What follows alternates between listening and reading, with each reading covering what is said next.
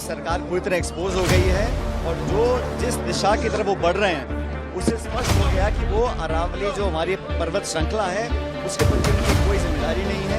आने वाली पीढ़ियों के लिए हम लोग उसको अगर नष्ट कर देंगे तो जवाबदेही किसकी होगी। आज हम बात कर रहे हैं अरावली पहाड़ियों से जुड़े उस फैसले की जिसे सुप्रीम कोर्ट ने मंजूरी दी है, जिसके बाद अरावली के आसपास के कुछ क्षेत्रों में लोग सुप्रीम कोर्ट से नाखुश हैं और जिस पर देश भर के पर्यावरण विशेषज्ञ गहरी चिंता जता रहे हैं। सवाल सीधे है, सुप्रीम कोर्ट ने अरावली की कौन सी नई परिभाषा को मंजूरी दी है?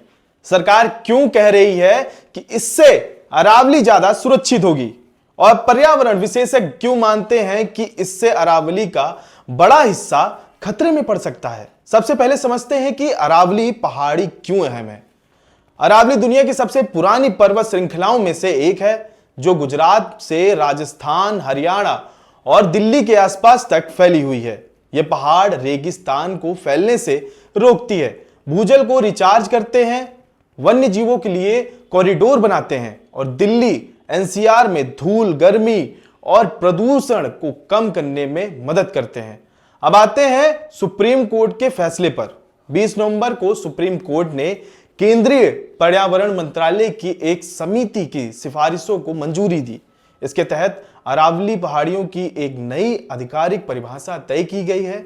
नई परिभाषा के मुताबिक किसी भी भू आकृति को अरावली का हिस्सा तभी माना जाएगा जब उसकी ऊंचाई आसपास के इलाकों से कम 100 मीटर अधिक हो। साथ ही कोर्ट ने निर्देश दिया है कि अरावली क्षेत्र के डिटेल्स साइंटिफिक मैपिंग की जाए और एक सब्सटेंशियल माइनिंग प्लान तैयार किया जाए।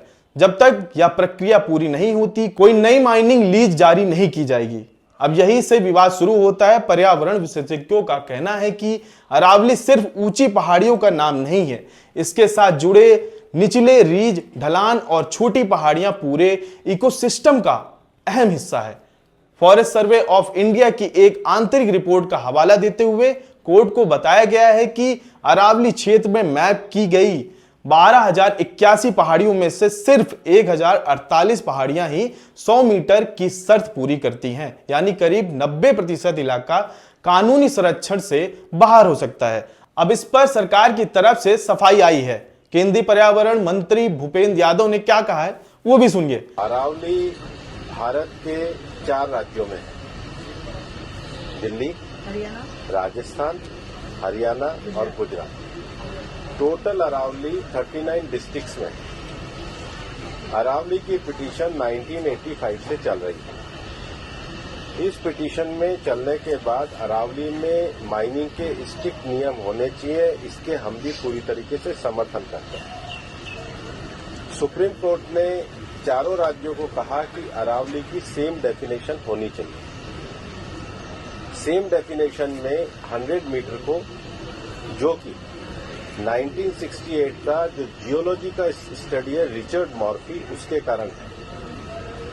कुछ यूट्यूब चैनल ने और कुछ लोगों ने एक कंफ्यूजन खड़ा कर दिया कि 100 मीटर का अर्थ होगा टॉप के 100 मीटर।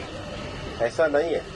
उसका जो बेस स्ट्रक्चर है, जो पर्वत का बेस स्ट्रक्चर है, अगर वो जमीन के अंदर भी 20 मीटर है, वहां से लेके 100 मीटर तक प्रोटेक्शन है। तो जो 100 मीटर का प्रोटेक्शन है, जो लोगों ने कंफ्यूजन करा है कि मतलब ऊपर का 100 मीटर है, नीचे खुदाई कर सकेंगे, वो नहीं है। मैं आपको फिर क्लियर कर रहा हूं। 100 मीटर का अर्थ है टॉप 100 मीटर से बॉटम के अंदर तक जो उसका पूरा फैलाव है। पहाड़ी तो ऐसे होती है, तो उसका बॉटम तो बड़ा होता है, जहां तक उसका बॉटम जाएगा वहां से लेके 100 मीटर तक प्रोटेक्शन है। और अगर एक पहाड़ी और दूसरी पहाड़ी के बीच में 500 मीटर का गैप है, तो वो जमीन भी अरावली रेंज मानी जाएगी। इस डेफिनेशन के आने के बाद 90% से ज्यादा एरिया प्रोटेक्टेड एरिया में आ गया। 90% से ज्यादा। मेरा ये स्टेटमेंट लिख लीजिए, टोटल अरावली का एरिया 1,47,000 स्क्वायर किलोमीटर है।